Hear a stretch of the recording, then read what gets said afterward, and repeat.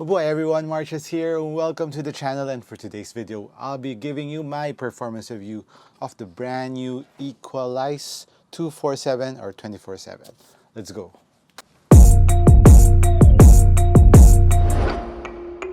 So shout out first Equalize for sending this to me for a review, for a test run. And this is the all black colorway. And as of right now, I believe they will be having their fourth colorway that will be coming out. It's like there's an emerald green in it, which is really dope. And the first three colorways are this all black. Then there's one like an orca, which is this area is white, and there's a pure white. So overall, four colorways right now of the Equalize 24/7, and the box is pretty minimal. Let's talk about the box first. So it's just pretty minimal, and it was kind of destroyed in the shipping, but it's a very nice minimalistic design, which I dig, and I think it will just bring out the cost a little bit lower if you put a box like this. But overall, no complaints here. Let's open it, and it opens on sideways. And there's a Equalize, I think this is their logo. Comes with that, and just basic brown paper that wraps the sneaker. So let's talk about first the upper of the sneaker, and it has this knit upper all over, and it's actually like a two types of knit patterns, where on the toe area, on the side panel, lateral and medial side, are this very thick knit upper, and it's very high quality. When you're trying to stretch it, it's harder to stretch, so it means it will give you enough support, especially when you're doing lateral moves, and it will catch your foot even if you're stepping really hard, because some knits you would feel it to stretch up here when you're stepping and when you're going to jump, and it's kind of letting the bottom part sag down. But with this one, the fit was very nice. There's no lag on the movements of the knit, so overall knit pattern is very good. It's very high quality, especially when you're holding it. You could feel how sturdy the knit is. And on the part that you need ventilation, this part, which is the tongue part, you will see the knit is, yeah, you can see my finger poking through this part of the lacing system, so it gives the ventilation on that part. And when I was playing with it, it didn't felt warm, because usually knit will kind of feel warm, very cozy around your foot. I didn't feel my feet sweating very quickly, so overall ventilation wise, pretty okay. And the lacing system, as you can see, there's straps here, 1, 2, 3, 4, and 5 here. So there's 5 layers of the lacing system, and overall it's very quick to adjust to your feet, especially this is a knit upper.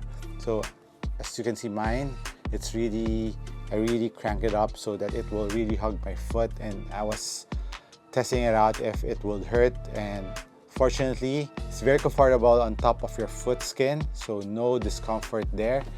And this sock liner, it's very easy to stretch, very easy to put your foot in. Just loosen up actually these 2 layers of lacing system, then you're good to go. You can put your foot in easily.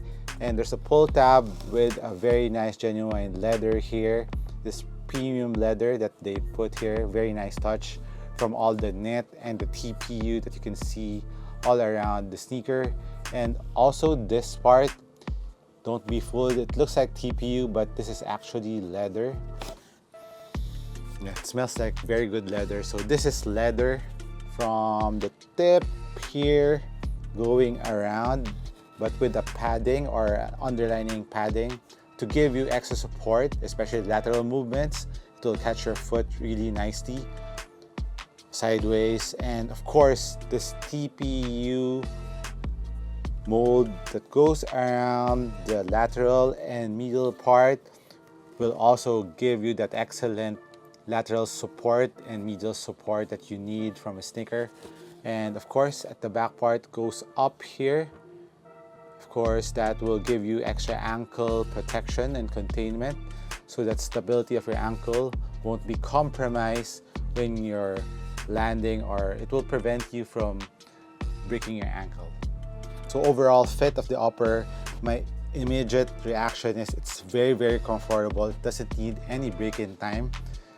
From the tip of the toe to the back part of the sneaker, it's very comfortable. That's one of the highlights of the 24/7 or 247 in that matter. And there's also compression here on the outside part, so it's not too clunky and you don't feel it to be heavy on the back part of the sneaker, so it's not dragging you down. Kind of looks chunky around the heel, but technically it's not that heavy around the heel part of the sneaker. So the ride is really nice on the 24/7.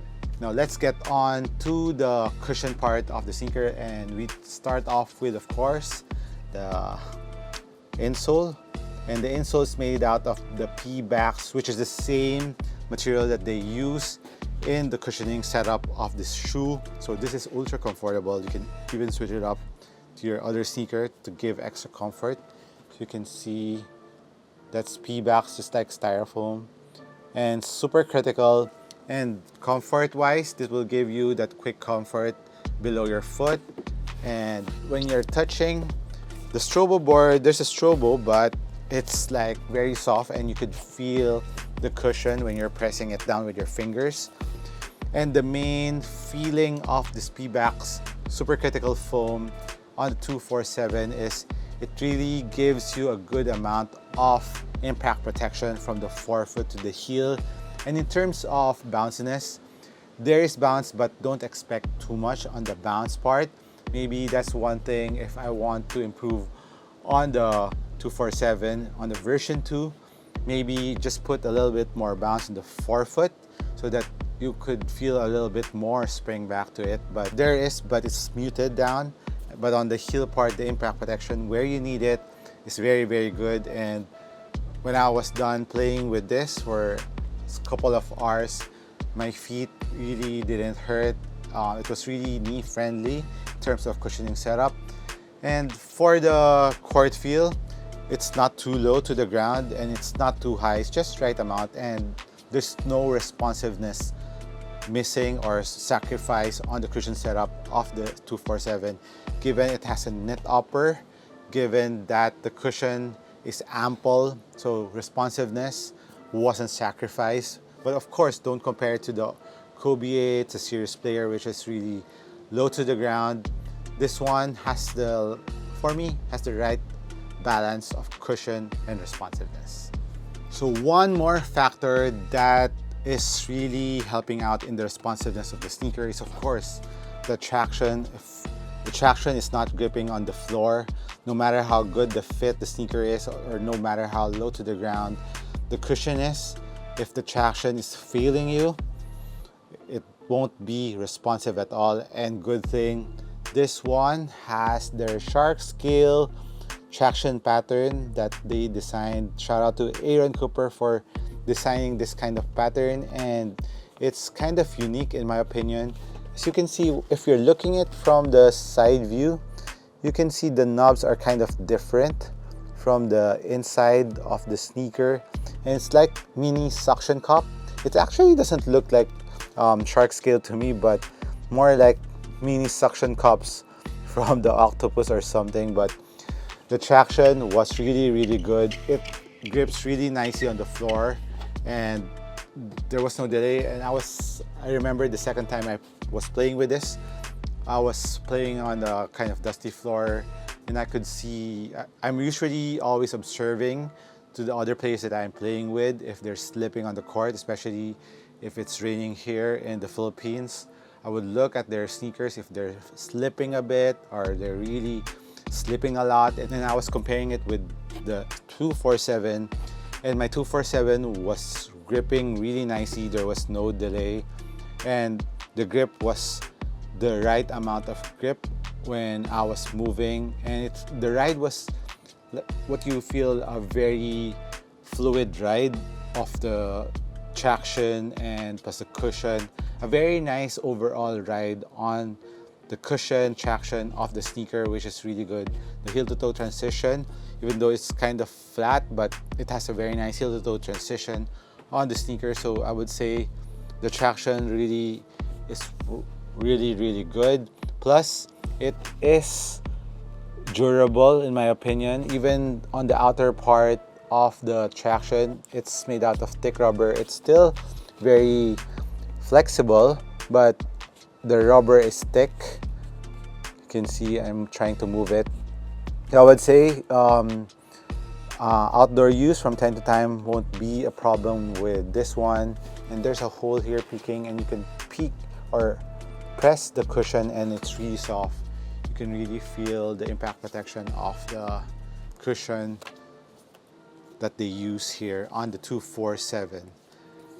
Another highlight of the 247 that is not talked about too much is of course the width of the forefoot. And when I'm going for a jump shot with this, the balance that it gave me, stability, is very quick when I was hooping with these, and I could plant my feet and get my balance quicker than other basketball sneaker that is out now in the market. So that's one of the highlights that I really like to point out on the 247, and that's one thing that I really look right now in my basketball sneaker, because I want to get my balance, because I'm not on the pro level part. Because some hoopers, if you're on the pro level, it doesn't matter if the shoe is wobbly because of how strong their legs are from day to day playing basketball. I'm actually playing basketball almost or a lot of time, but I don't get the strength training that pro players gets on a normal day-to-day basis. So for me, for an average leisure hooper, I would say the balance, the stability and balance that this sneaker is giving me is really good. For the sizing of the 247, I went true to size. I could actually go half a size down. I'm 11 on this one, and that's why I think I cranked this up really wide, because there's some space, but it didn't matter because the fit was still great for me. But unfortunately, it's not here in the Philippines yet. I'll watch out. I'll give you a news if it's here. But if I could fit it, I think I could fit on a 10.5, given the upper is kind of forgiven and it stretches because it's knit. So I mean I could go half a size down. I'm a regular foot, but if you're a wide footer, go of course true to size with the 247. So for the US 11, I remove the insole here. For US 11, the 247 weighs 453, which is average on a US 11. So like I said, the fit was nice, the traction was very responsive, so it didn't feel heavy at all. I think if Adidas is listening or watching this video, I think they should do this, because the hardness was really nice. The AE one was nice, but the only down part of those sneakers was they were heavy.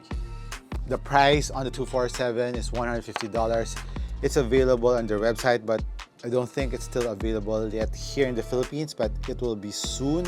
I'll give you news on that. But in some other countries, they kind of expand their shipping coverage.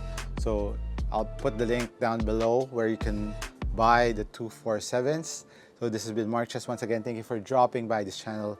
I appreciate you watching this. I'll catch you in the next one. Cheers.